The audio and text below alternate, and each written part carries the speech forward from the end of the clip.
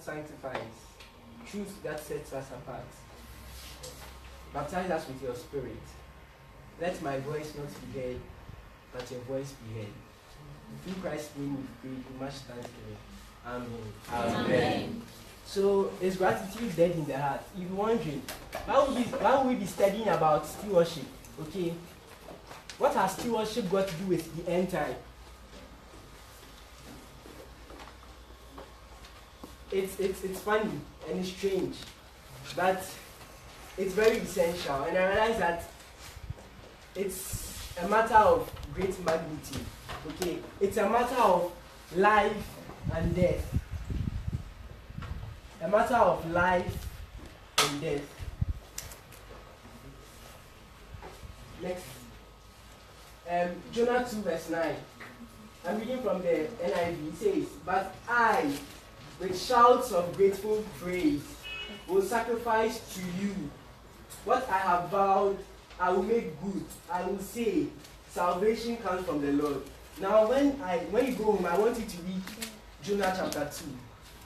And then ponder over it. I'm not going to sort of explain anything over here. This is just a text that best suits the sermon. But once I'm done with the sermon, you can go back to Jonah chapter 2 and read. And the picture becomes very clear. Now, what's the problem? There's a big problem. Isaiah 14 verse 13 and 14. He says, "For thou hast said in thine heart, I will ascend into heaven. I will exalt my throne above the stars of God. I will sit also upon the mount of the congregation, in the sides of the north." Let me explain something briefly before I move on. In the sides of the north. Let's open our Bibles to Psalm 48 verse 2.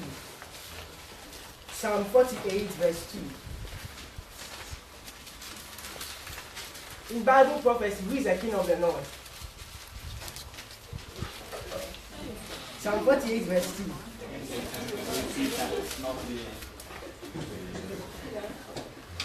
Anyone there can read? Let me read. Please, I need your attention. This is a matter of life and death. Psalm 48 verse 2. "Beautiful for situation, the joy of the whole earth is Mount Zion. On the sides of the north, the city of the great king." Christ is the king of the north. Here we see a preacher who wants a kingdom, okay, in the north. Who wants to be the king of the north? Let's continue. "I will ascend above the heights of the clouds. I will be like the Most High." What do we see? I. Selfishness. Self. Okay, what do we see? "I will ascend into heaven. I will exalt my throne above the stars of God." I want God's place. Covetousness. I will also sit upon the mount of the congregation, the sides of the north. I want Christ's place. Covetousness. Ezekiel 28 verse 17. "Thine heart was lifted up because of thy beauty. Thou hast corrupted thy wisdom by reason of thy brightness." What do we see here? Pride. Take notes, these three. Selfishness, covetousness, pride. Let's move on. I'm reading from Steps to Christ, page 30, paragraph 1. I'm reading just the words that are in bold because I don't have much time. "The drunkard is despised and is told that his sin will exclude him from heaven, while pride, selfishness, and covetousness," have you come across these? "Too often go unrebuked. But these are sins that are especially offensive to God, for they are contrary to the benevolence of his character, to that unselfish love which is the very atmosphere of the unfolding universe." Said beautifully. You know, when you go to the Old Testament, the ceremonial laws, okay? The 10 Commandments in the ceremonial laws, let me put it that way. They had what? Each of them had the death penalty attached to it. But the 10th, why do you think that is so? It happens within your heart. And no one can come and say that you are covetous now. Okay? But its fruits can be seen. And its fruits is manifested in the breaking of the law, the other 9. Are we clear? Let's move on. I'm reading from 2 Timothy chapter 3, verse 1 to 5. Going through the lesson, we find out that these are things we studied in the Sabbath school throughout the quarter. But understand this, that in the last days, there will come times of stress from the RSV. For men will be lovers of self, lovers of money. Please go to the next slide for me. I want to give a demonstration. RSV says lovers of money. What does King James say? For men shall be lovers of their own selves, covetous. I took the pains to search for covetous in the Strong Greek dictionary. It's the word philarguros. Philarguros. Fond of silver, into brackets, money. Avaricious, covetous. Avaricious is just greed. So much greed. The dots will make sense as we move on. Covetous, boasters, proud, and then the list continues. And remember in the Sabbath school, some time back, we studied that it's as though he's mentioning the problems. He starts with the roots. What is the root of sin? Selfishness.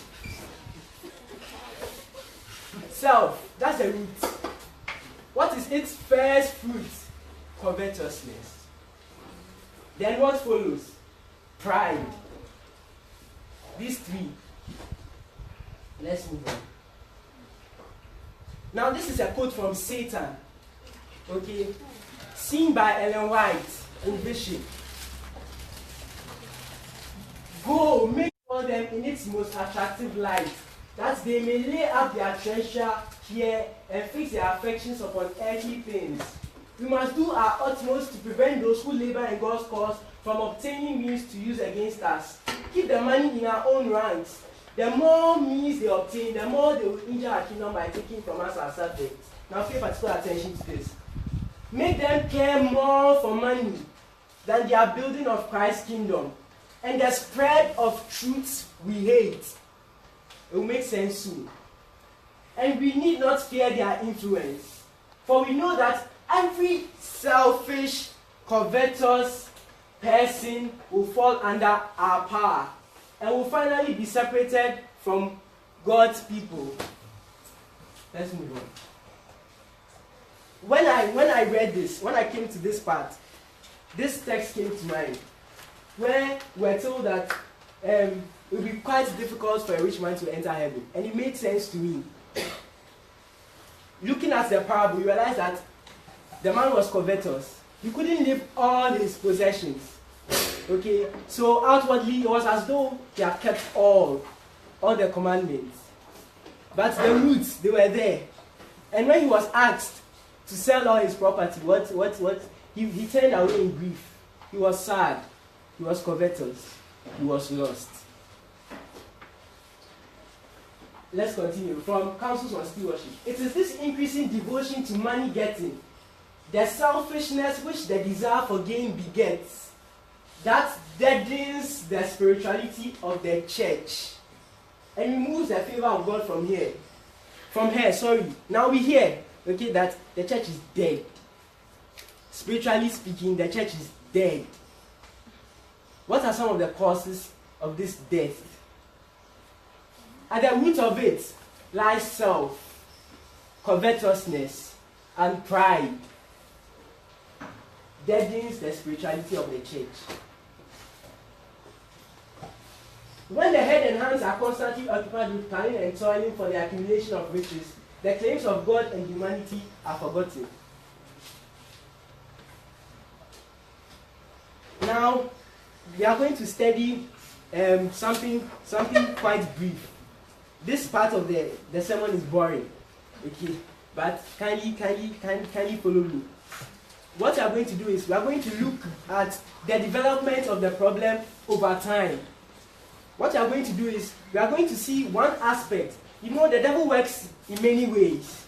Okay, we are going to see one aspect that the devil uses to get us to be selfish, to get us to be covetous, to get us to be proud, and to separate us, the end result, from God. I would have loved to go over the history, how we came to where we are now. But because time isn't on our side, I won't do that. But what I'll do is, maybe you've not heard about Ponzi schemes before. What they are, basically, they promise great returns, okay? They actually don't really, there's no true investment, okay? And what happens is, those at the top, those who join first, okay, the monies of those who joined later is used to pay them, and then gain their, please, I have 30 minutes, so please. And then the monies of those who joined later are used to pay those who joined first with great interest. So we've heard of Ponzi. He's a guy who was named after, and he brought up this. He didn't bring it up. Okay, there were others in his time, but because of his and how famous his was and the damage he had caused, they decided to name it after him. So what do you realize? Once you join early, you get what? Rich quickly. Once you join late, you get poorer. What happens? Listen to me. What happens? The money of those who join later are used to pay those who join first. Okay? What is that? I want a word from the congregation. What is that? Please, I'm not asking for examples. Please, I'm not asking for examples. What is it? It's fraud. It's fraud. There's no real investment. There's no real investment. Okay? What happens? Come first, get all the money. And usually those at the tops are the ones that get most of the money. They make up about, depending on the kind, okay, they make up about either 10% or even sometimes point something percent of those who make it. And they lose at the expense, they make it at the expense of all those who join what? Later on. Do we see selfishness here? Yes, we do. And why is that so? Man wants to get rich. So man thinks I can get rich by duping others. What is that? Selfishness. Man wants to get rich. Man isn't rich. Man wants to get rich. Man doesn't want to use right means. Coveting. Man covets. Man becomes proud. He's so dead in it that he cannot be moved. What does that remind you of? Seal. Like, he's so buried in it that nothing can move him. This is what I'm going for, no matter the evidences that are provided. Product-based pyramid schemes, what we know as MLMs. Okay, and that's what I decided to call it. Now, a pyramid scheme and Ponzi scheme are different. Okay, with a Ponzi scheme, with a pyramid scheme, what happens is that there's a pyramid. Okay, it can be a 4x4 matrix, a 3x3 matrix, a binary system. So you have one at the top, and then if it's a 4x4 matrix, you have 4 under him, and each of them have 4, 4, 4 each like that. And that makes the matrix. Okay, and I actually studied some of the MLMs, their compensation plans. Okay, and to actually know to actually realize some of them, okay, to actually realize some substantial amount out of it, you should have about 1,000 downlines to be able to make it. At the initial stages, what will be happening to you? You'll be losing. I read of Max.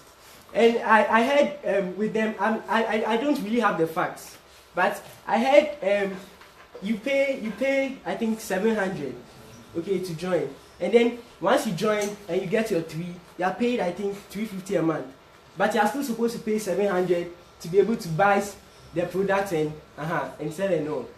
If I'm to really talk about all of these, okay, I was telling Skodinga the other time that with the amount of research I've done on this, I need about 2 weeks to really talk about it, like from the grassroots to where it has been now.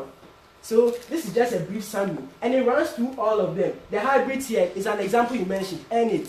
What they are trying to do is they are trying to amalgamate the two. So basically, what happens is that right from Ponzi schemes to play chain letters to pyramid schemes to no product pyramid schemes, what has happened is that they have all modified it, but the root is still there. Selfishness.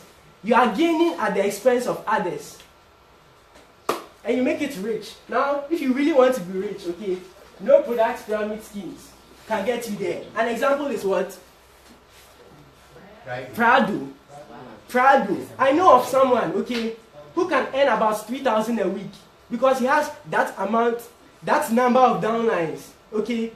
And the thing about it is he's earning at the expense of others because the money is not really invested. No, it's just like contributions. Okay, so I lose and you gain. I lose and you gain. I lose and gain. So you can imagine if you have 300,000 CDs, you can imagine the number of people that have lost from it.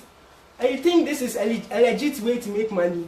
No, it isn't. But there's something at the core of the matter.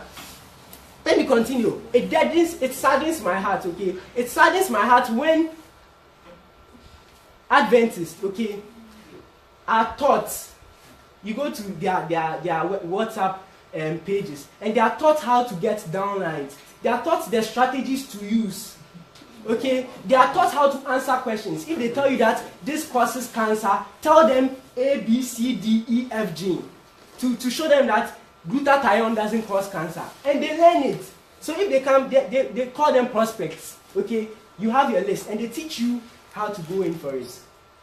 The problem I have with Adventists, one. When it comes to soul winning, no. When it comes to downlines, yes. I will inform all my family. No, it's serious. I'm serious here. I will inform all my family members about it so that they all join. When it comes to the gospel, the everlasting gospel, what? I'm ashamed. I'm ashamed of this gospel. I can't preach to my friends. Preaching is not for me. Sharing the gospel isn't for me. But the command was, go ye therefore, ye all. He was speaking to his disciples. But what was he doing? Speaking to the people, all his people in all the ages, that go ye into the world and preach the everlasting gospel. Get souls for me. If only that strength, that zeal you use for recruiting downlines could be used for recruiting downlines for Christ, Christ would have come by now. Amen. Amen. My next problem, they tell you about their products, glutathione and all.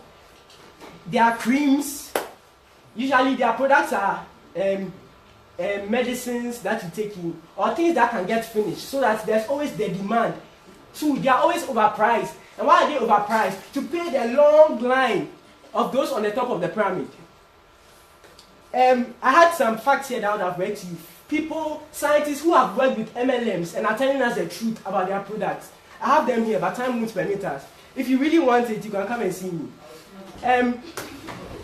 Let's continue. So they'll tell you how to. If someone tells you glutathione causes cancer, they'll show you how to go about it so that you are able to convince the person that glutathione doesn't cause cancer. Okay, and give them the facts and all. Let's go to the first angel's message. The first angel's message. Revelation chapter 14.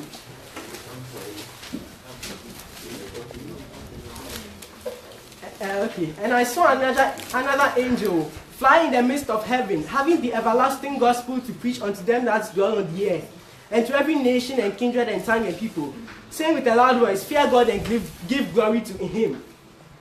I'm talking about give glory to God. How do we give glory to God? I'm skewing it down to our bodies. The Bible tells us that our bodies are what? The temple of the Lord. Whatever you eat, whatever you drink, do to the glory of God. Beloved, our health messages are present truth that should be proclaimed now. Instead of proclaiming our health messages, how many of us, I don't want you to raise up your hands, have read counsels on health and diet? We don't know anything about our health message. We are really scared of our health messages. The messages have not converted us ourselves. In fact, we don't know them for them to convert us, for us to be able to send a message out there. But we know how to talk for maths. We know how to talk for long reach. We know how to talk for herbal life. Mention them. New Skin, Amway. We know how to talk for them and market their products. Their products that perhaps are not giving us perhaps they are lying to us. But this is truth here. This is about life and death, your life and mine. And we are indifferent about it. Let's continue. These 6 things that the Lord hates. Yes, 7 are an abomination to him. A proud look. A lying tongue. They lie to us a lot. And hands that shed innocent blood. You know people that have died from this. I'm talking about physical death. People have killed themselves because of MLMs. Because of all of this. Aside that, people are dead spiritually. Because of all of this. And they are part of the 7 sins that what God hates. And hearts that devices wicked imagination. Someone will just sit down there and then want to get money so quickly, so won't want to go through the traditional way. So he put his product, with his product, you have a pyramid scheme, okay, so that he can be able to dupe people and get money and get rich. Feet that be swift in running to mischief, a false witness that speaketh lies, and he that soweth discord among brethren. Do you know the polarization this thing has caused with family members and friends? When you get it, what is your first point of contact? Let me go to my friend. Let me go to my family member. Maybe you do so well, you get about $1,000 and say, I'm making it. Someone else will start and he has lost all his money. And it causes strife, commotion. It breaks relationships. It breaks bonds. Peace. Now, this is how they sustain themselves. They have a revolving door, okay? So what happens is that people are always coming out, but people are always going in. They always colonize new areas. Sometimes they even change their brand. Okay, like Amway. Change to Questa. And it's all to avoid what we call saturation. Let's move on. Let's move. This is about the scientists who talk about the product. Let's move on. Dishonest money dwindles away, but whoever gathers money little by little makes it grow. Proverbs chapter 13, verse 11. The stingy are eager to get rich and are unaware that poverty awaits them. Proverbs 28:22. Whoever loves money never has enough. So funny. Whoever loves wealth is never satisfied with their income. And all you want is, I want more, I want more. So I'll join Max, I'll join Long Ridge, I'll join Prado, I'll join Enid. I'm spreading, like, I'm not casting my eggs into one basket. And you never get satisfied. You end up, probably, if you're not lucky, you end up losing everything. And then, when you lose everything, please, you're in the house of God. No fooling. Honestly, the Spirit of God is here. And when you move on, you lose everything. And you're like, you end up blaming yourself. Look, they train you to believe that if you don't make it, the fault is from you. But the fault isn't from you. No. The fault is from the system. The system naturally is flawed. The system naturally is flawed, and the system can't strive for long. Okay, so you can imagine Prado. I don't know the owner of Prado, and I don't know whether he's at the top of the pyramid. But if he's at the top of the pyramid, and I'm telling you of this, my friend, who earns about 3,000 cedis, you can imagine what he at the top earns from duping people. Next. Be shepherds of God's flock that is under your care, watching over them not because you must, but because you are willing, as God wants you to be. Not pursuing dishonest gain, because he knows what dishonest gain can do to you.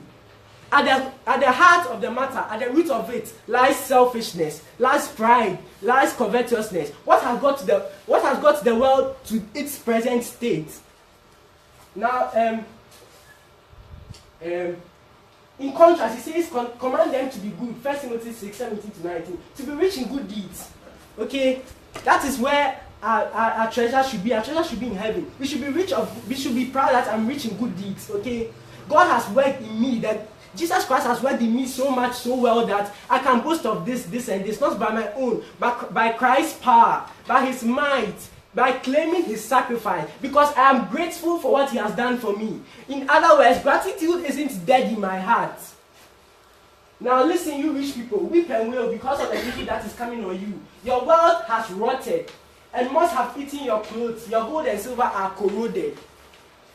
Why would their gold and silver be corroded? Because they use what? Not right ways to get it. Ways that in themselves kill. They deaden our spirituality. They get us much more closer to the devil. Let's move on. Next. Okay, I'm reading from Councils on still worship. Neither did he institute lotteries or anything of this profane order to obtain means to erect the tabernacle of God in the wilderness, or anything of this what? Profane order. They notice that lotteries and fairs and games are sanctioned by the church, and they think there's something fascinating in this way of obtaining means. Let us stand clear of all these church corruptions, dissipations, and festivals, which have a demoralizing influence upon young and old. We have no right to throw over them the cloak of sanctity, because the means is to be used for church purposes. Such offerings are lame and diseased and bear the curse of God. They are the what? Price of souls. I want to repeat that again. They are the price of souls, precious souls that Christ died for. The pulpits may defend festivals, dancing, lotteries, fairs, and luxurious feasts to obtain means for church purposes. But let us participate in none of these things, for if we do, God's displeasure will be upon us.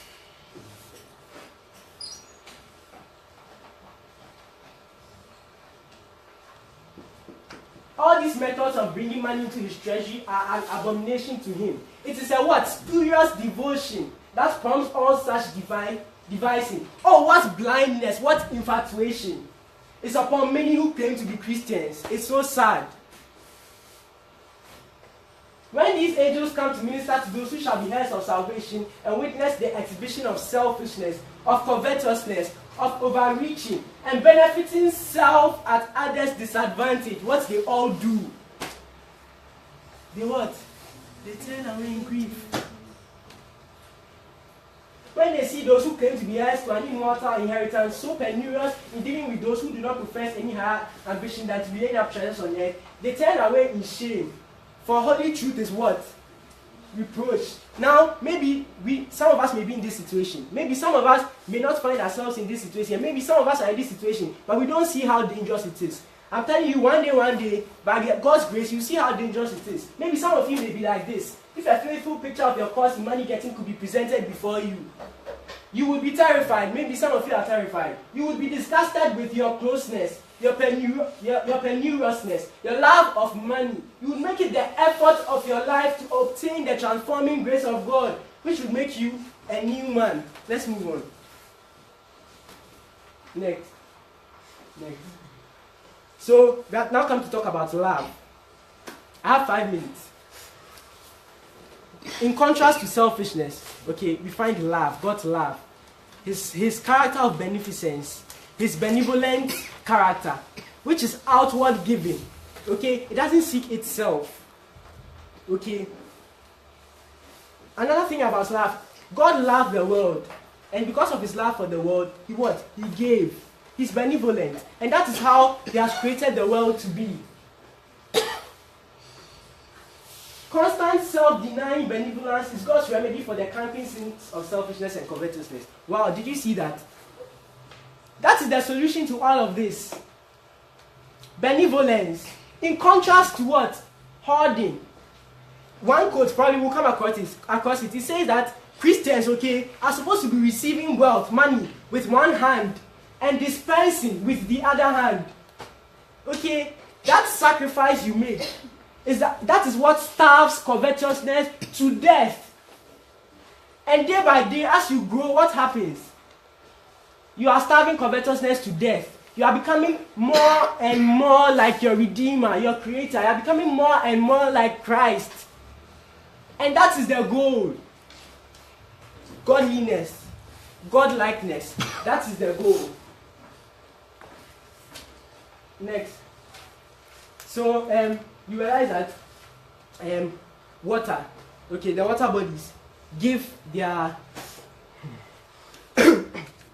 give to the clouds, and the clouds fall back as rain. Okay, and that is how the cycle is sustained. So everyone ends up what? Giving, beneficent, benevolent, and that is how the world is sustained. That is how life is sustained. Next, the bees, insects, they go and suck nectar, and by that they pollinate. So once they suck nectar and pollinate, what happens? We are able to get fruits. We are able to get food to eat. Once this is halted, it will affect us. There will be no food. Let's read something that was in the news. Over the past 7 years, a stunning 1/3 of the U.S. honeybee population has disappeared without a trace, raising concerns about the impact on the American food supply. U.S. Department of Agriculture bee researcher Jeff Pettis, who is leading the government search for answers, said, if you walk into your grocery store, you might see about only 1/3 of the produce left in the produce aisle, Pettis said, explaining what a world without bees would look like. Apples and nuts and many of the fruits and vegetables will simply not be available if we didn't have bees or something to pollinate. Next, oxygen, carbon dioxide. We give us carbon dioxide. The plants use the carbon dioxide for what? Photosynthesis, and give us back what? Oxygen. Once you decide to hold your carbon dioxide, what happens to you? You die. Next, economy. How is the economy fed? The economy grows. The economy increases by what? Pumping money into the economy. Once money is not pumped into the economy doesn't grow. Next, electricity. Flow of what? Electrons. Once there's this continuous flow of electrons, there's light, there's life. But when the circuit is open, okay, there's no life. When the circuit is closed, there's life, there's light. When it's flowing. Next. Now this Ellen White is describing all of this. She says it so nicely. And at the end, she even talks about angels. The angels of glory find their joy in giving. Giving love and tireless watch care to souls that are fallen and unholy.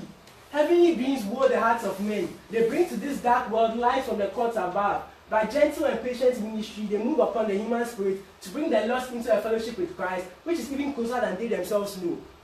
That is how if you want to be happy in this world, take the measures that God has put in place to make you happy, to make you more like Him. I'm ending.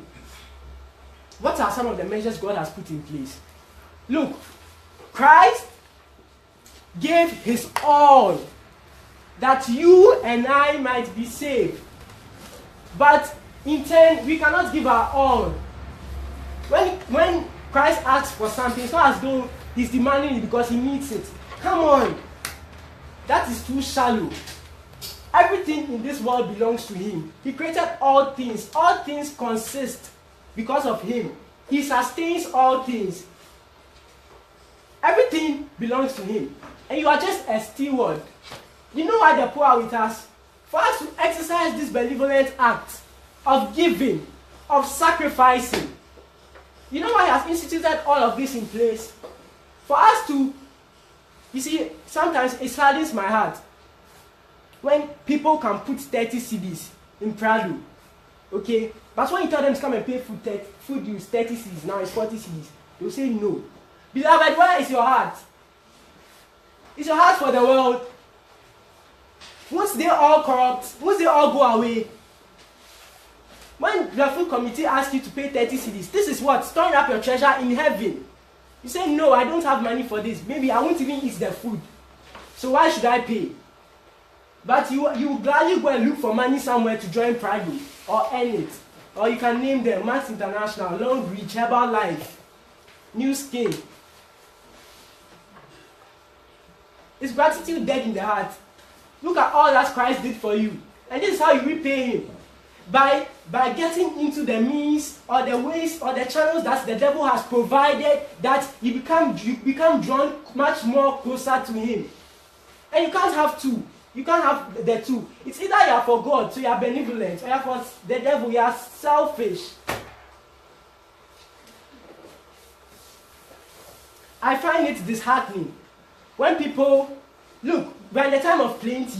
This is the time for you to be learning from the scriptures, to study, to show yourselves approved. Because a time is coming where you want this opportunity for us to gather as a fellowship to worship the Lord, and you won't get it.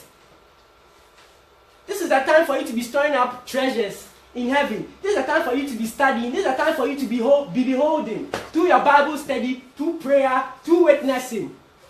And what are we doing? We are sleeping. Wednesday service, we don't come. God has provided that these means will be used to draw us closer to Him. Sometimes for lectures we can go 8, and even if they tell us to stay till 9 o'clock, we'll stay. We'll murmur, we'll complain and stay.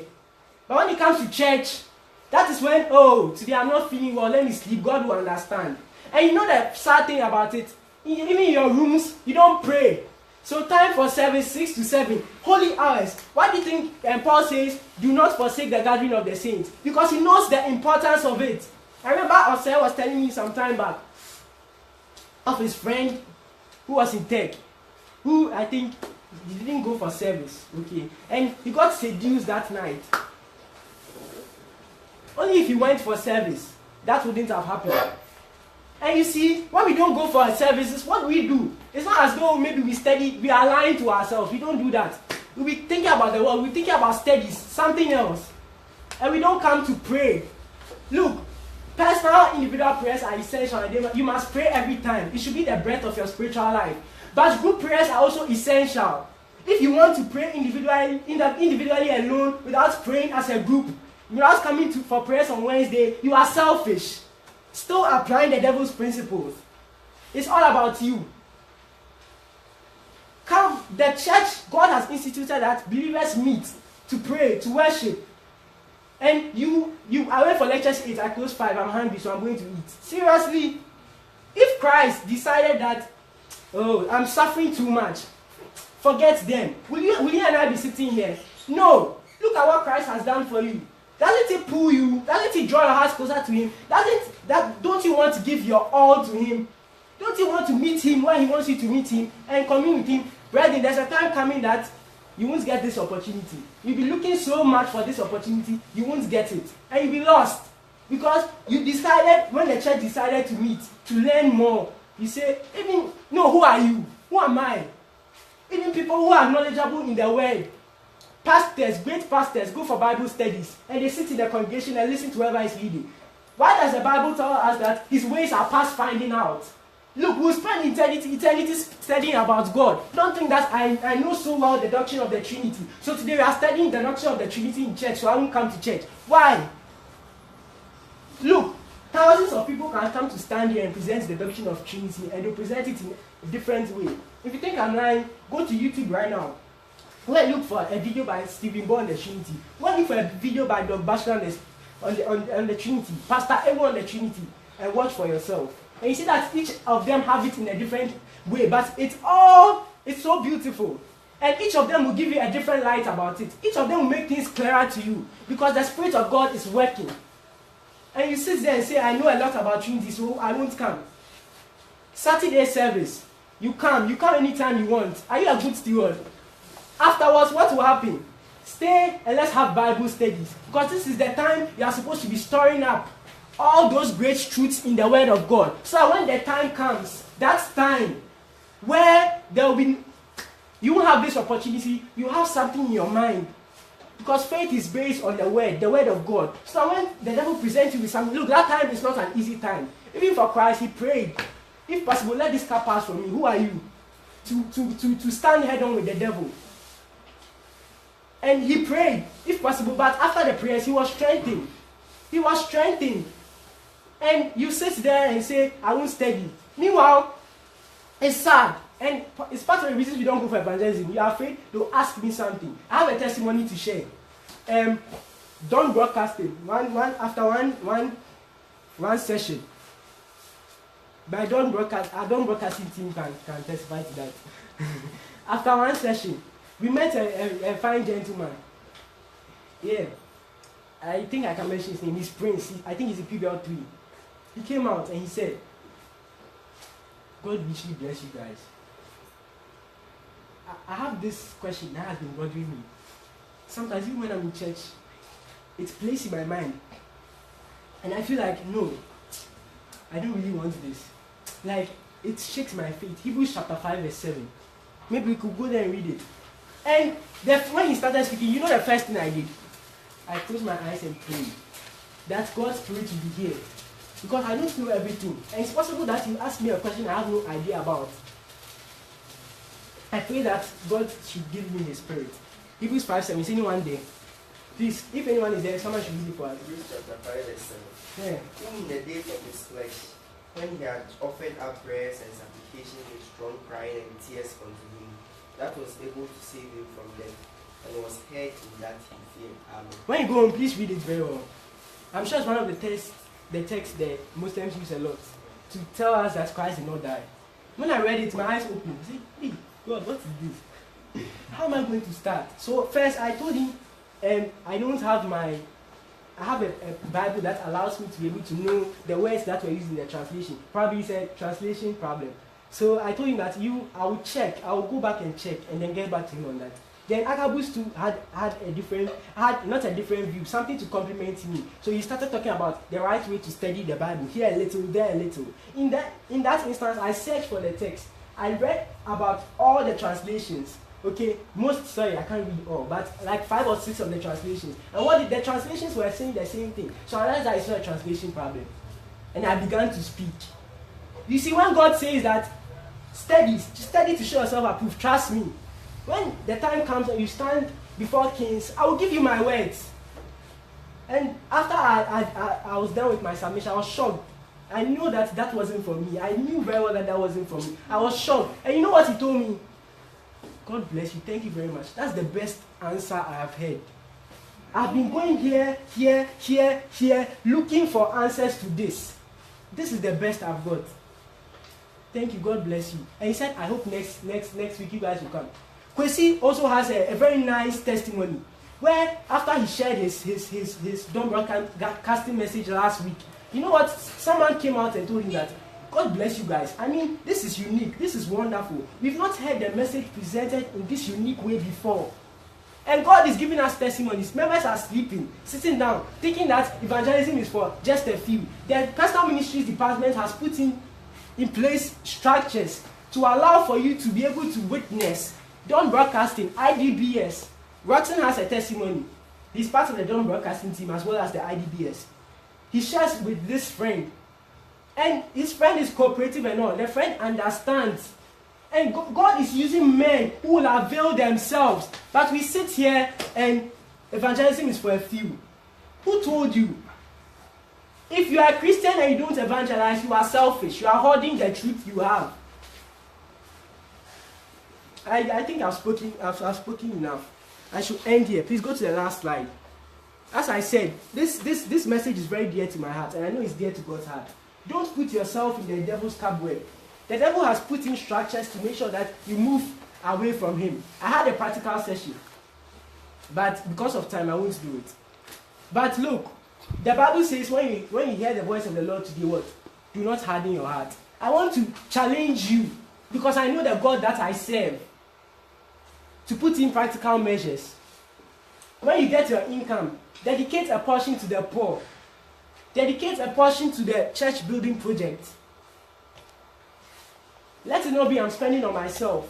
Okay? Dedicate. Look, for all that Christ has done for you, look, your sacrifice may seem meager.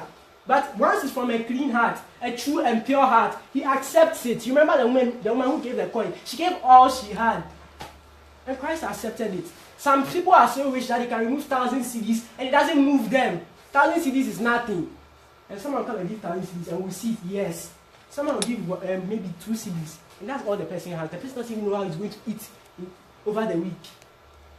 Brethren, is gratitude dead in their heart? I think it is. And that is why the church is in its state now. That is why people are so indifferent about church matters.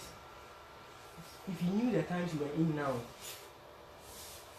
you seek for the Holy Spirit of the Lord. You seek for Christ to awaken us, to awaken you. Because, brethren, times are coming.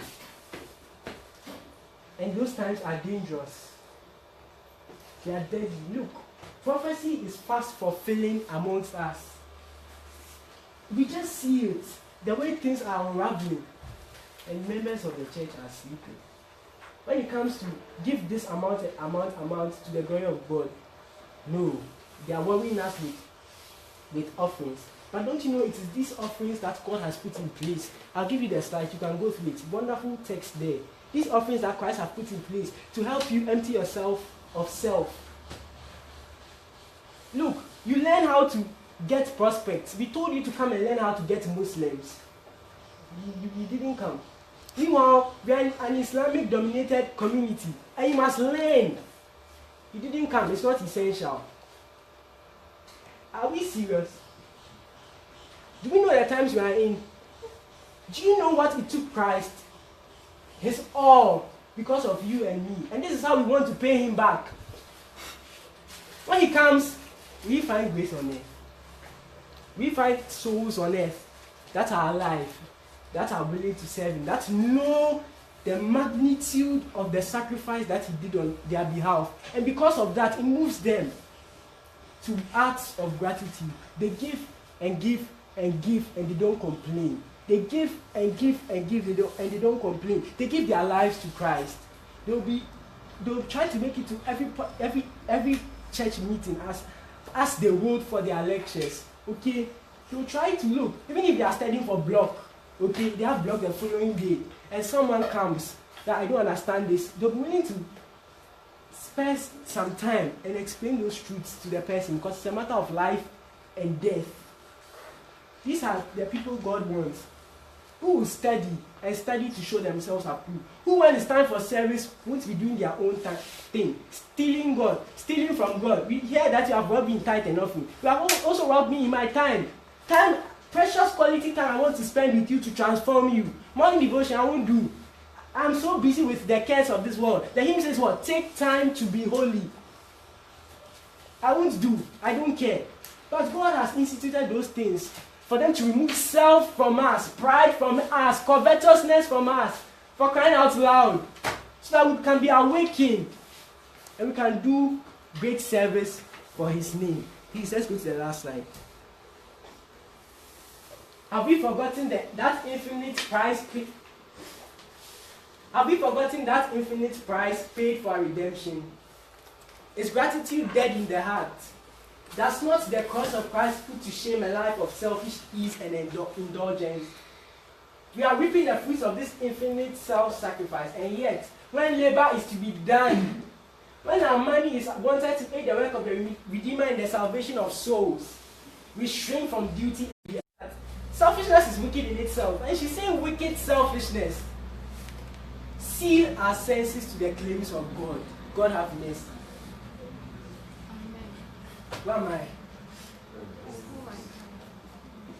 Oh, must Christ, the majesty of heaven, the King of glory, bear the heavy cross and wear the thorny crown and drink the bitter cup while we recline at ease, glorify ourselves and forget the precious souls he died to redeem by his precious blood? No. Let us give while we have the power. Let us do while we have the strength. Let us work while it is day. Let us devote our time, our means to the service of God, that we may have his approbation and receive his reward.